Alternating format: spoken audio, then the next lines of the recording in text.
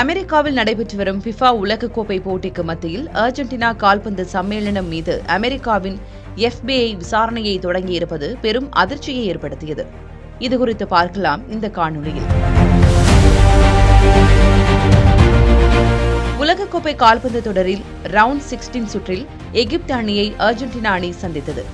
இப்போட்டியில் எகிப்து அணி ஆரம்பத்தில் சிறப்பாக விளையாடி முன்னிலை பெற்றது.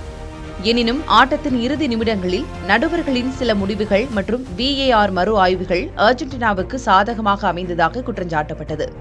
லியோனல் மெஸ்ஸி மற்றும் என்சோ பெர்னாண்டஸ் ஆகியோரின் கோல்களால் அர்ஜென்டினா 3-2 என்ற கணக்கில் வென்றது. இப்போட்டியின் நடுவர் செயல்பாட்டில் அதிருப்தி அடைந்த எகிப்து கால்பந்து சம்மேளனம் நடுவரை நீக்க கோரி சர்வதேச கால்பந்து கூட்டமைப்பான ஃபிஃபாவிடம் அதிகாரப்பூர்வமாக புகார் அளித்துள்ளது.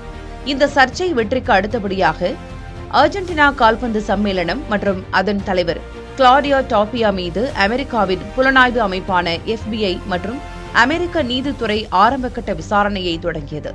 அர்ஜென்டினா கால்பந்து சம்மேளனம் அமெரிக்க வங்கிகள் மூலம் நூற்றுக்கணக்கான மில்லியன் டாலர்களை கையாண்டதில் பண மோசடி மற்றும் வங்கி மோசடி நடந்திருக்கலாம் என சந்தேகிக்கப்படுகிறது. புளோரிடாவை தளமாக கொண்டு சம்மேளனத்தின் சர்வதேச ஒப்பந்த நிதிகளை நிர்வகித்த டூர் ப்ராட் என்டர் LLC என்ற நிறுவனத்தின் வழியாக சுமார் $300 மில்லியன் நிதி பரிவர்த்தனைகள் நடைபெற்றது தொடர்பாக FBI அமைப்பினர் விசாரணையை தொடங்கினர். ஏற்கனவே அர்ஜென்டினா கால்பந்து சம்மேளனத்தின் தலைவர் கிளாடியோ டாபியா உள்நாட்டில் வரி ஏய்ப்பு புகார்களை எதிர்கொண்டு வருவது குறிப்பிடத்தக்கது.